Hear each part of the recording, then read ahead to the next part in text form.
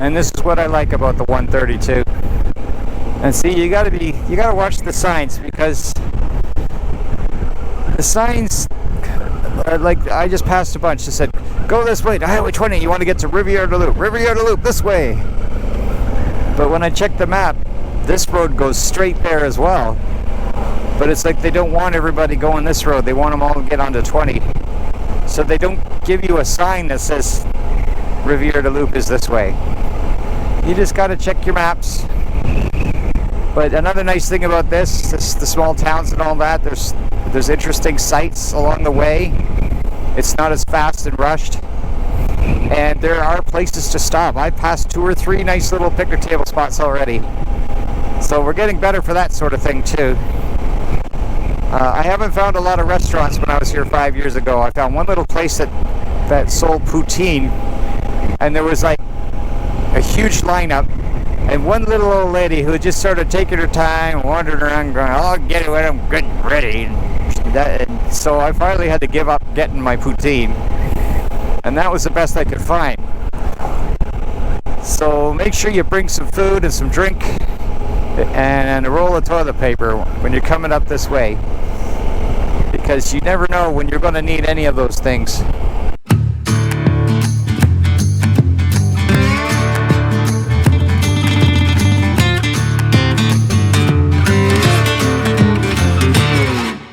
Oh, just check out these beautiful roads.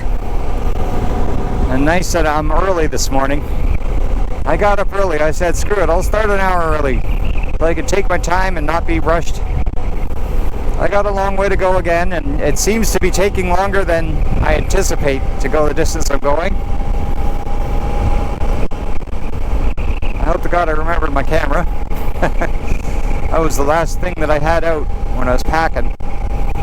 So I'm tempted to stop for a little photo op and just have a quick check before it gets beyond the point of no return to go back. Oh, that would suck if I have to go back.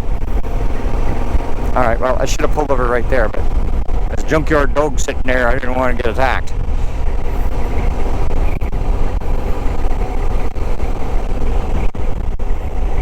Gotta love these huge plains and fields along here. I'm also going to need gas. We're down to 2 pubs, and I haven't seen any gas stations. It's one thing about the old 132. You ever feel feelings of claustrophobia in life? You feel like everything's pressuring you in and there's just no room to breathe or do anything? And you want some elbow room, you just come out here. This, you know, you feel like you got room. You feel like you could stretch your arms out, you ain't got to touch nothing. There's no car on my ass, there's no car in front of me, nobody even coming the other way hardly. Oh, I know it's short and sweet, but just come on out here and get the feeling of having some space. That's really what it's all about. Anywhere along here, any of these small towns, all the way up, and pretty much for most of Quebec, except for the big cities, you're just going to find everything's like well kept, well manicured, well maintained, except for some of the motels, of course. But when it's their own, it's, look at it, everything is just like immaculate. I must say, they really take good care of their stuff around here. The people are not that lazy. Looks like everyone's going to church this morning.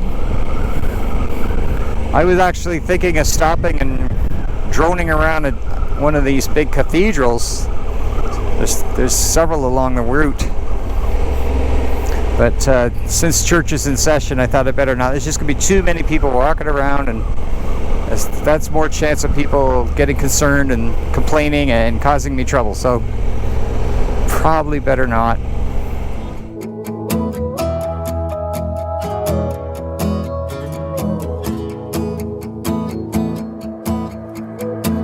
Take me where your river flows. I wanna drive on your open road like the wilderness where we are born, singing whoa. There's an ocean in your eyes, a million stars that paint the sky. So we'll drift down with the tide, singing whoa.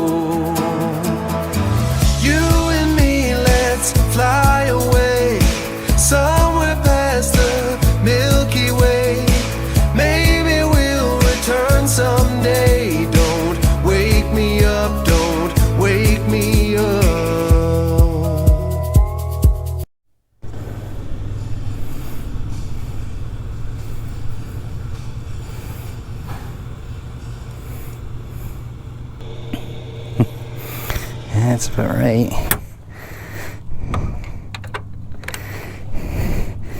35.70. Holy shit. I've never put that much on my bike money-wise before. That's crazy. Well, we'll have to do it. I was down to 2 bubs and I don't know when the next place is, so I saw this spot, so I stopped.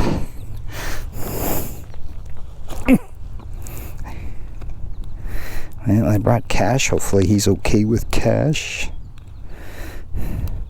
35. Ooh, 35. Need another 10 spot. 3, 5, 7. 35. There. There. There it is. That's okay. Oh, thank you. Okay, you have a good day. Bonjour.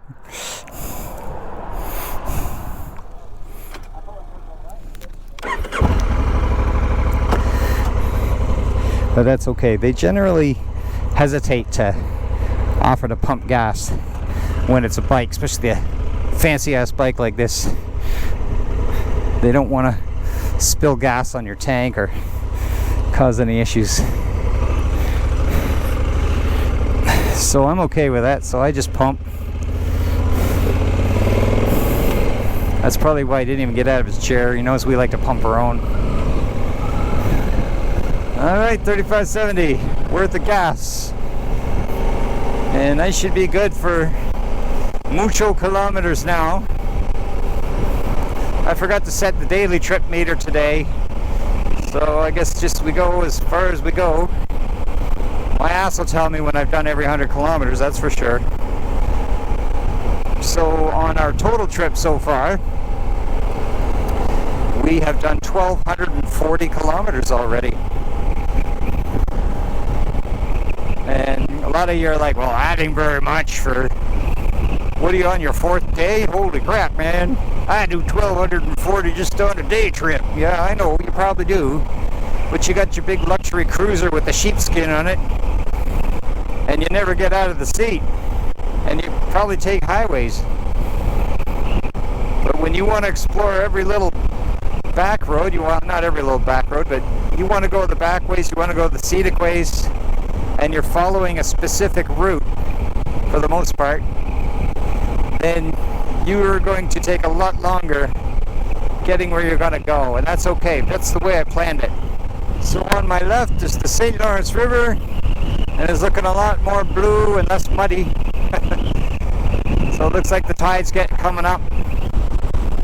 Getting a lot more water there. And on the right, I think is I believe this is a tail end of the Laurentian Mountains, which they're still quite small right now, but you can really see an escarpment going on.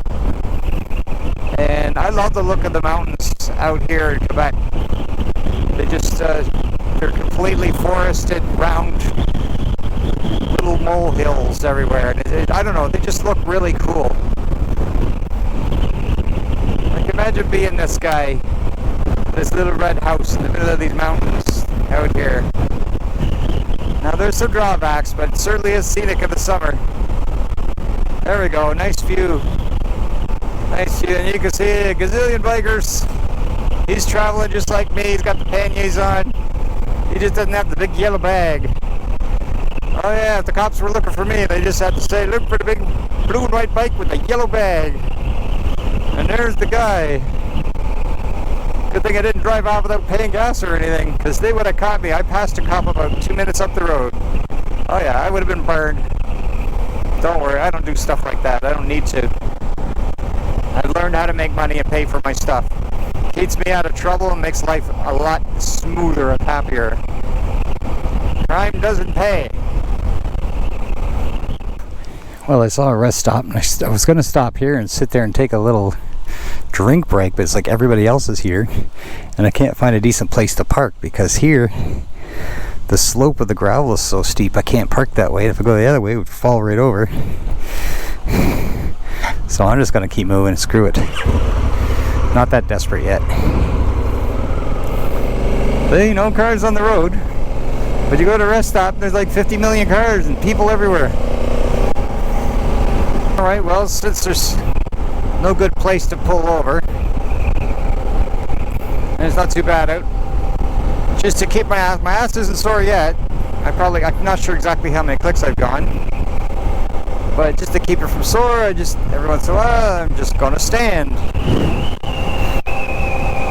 And actually, if I'm not going too fast and it's not such a bad road like this, it's actually kind of fun.